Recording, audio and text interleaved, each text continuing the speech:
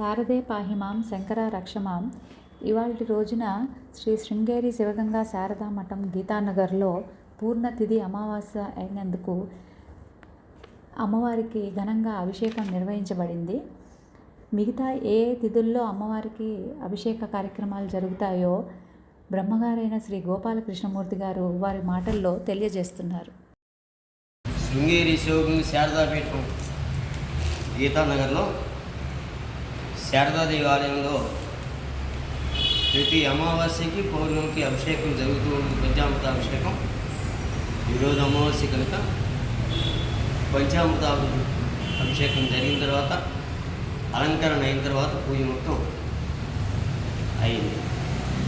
కాబట్టి ఆ శారదామాత కృపాకటాక్ష వీక్షణాలు అందరి మీద ఉండాలని కోరుకుంటూ ధన్యవాదాలు. మన ఆలయం అంటేనే ఒక శక్తి కేంద్రం. ఆ ఆలయాన్ని మరింత శక్తివంతం చేయడానికి అనేక మార్గాలు ఉన్నాయి. ముఖ్యంగా ప్రతి ఆలయంలో మూల విరాట్ విగ్రహం కింద ఒక యంత్రం ప్రతిష్టాపన చేస్తారు. ప్రాణ ప్రతిష్టప్పుడు దేవతా మంత్రాలతో, హోమాలతో, అభిషేకాలతో యంత్రంలోకి శక్తి ఆవాహనం చేసుకుంటుంది. తద్వారా ఆ శక్తి విగ్రహంలోకి ప్రసరించి భక్తులకు అనుభూతి, ఆధ్యాత్మిక శక్తిని కలిగిస్తుంది. ఎందరో మహానుభావులు అనుభూతి చెందినవారు కూడా ఉన్నారు. ముఖ్యంగా చూస్తే ఇక్కడ విగ్రహం అంటే శరీరం, కింద ఉన్న యంత్రం అంటే ప్రాణశక్తి. మంత్రం అనగా ఆ శక్తిని మేల్కొల్పే శబ్దం అని శాస్త్రాలు చెబుతున్నాయి. మనిషి శరీరంలోని పంచభూతాలు, పంచామృత అభిషేకం రెండూ ఒకదానితో ఒకటి అనుసంధానమై ఉన్నాయని శాస్త్రాలు చెబుతున్నాయి. పంచభూతాలు అనగా భూమి, జలం, అగ్ని, వాయువు, ఆకాశం.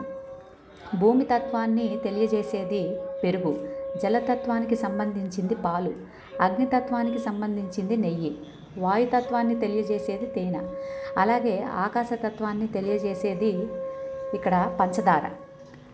ఆ అభిషేకించిన జలం చాలా ఔషధి గుణాలు ఉంటాయని, అవి మనం తీర్థంగా స్వీకరించినప్పుడు మన ఆరోగ్యం మెరుగుపడుతుందని, ఉత్తేజపరుస్తుందని, అలాగే ఆధ్యాత్మిక శక్తిని నింపుతుందని మన శాస్త్రాలు చెబుతున్నాయి.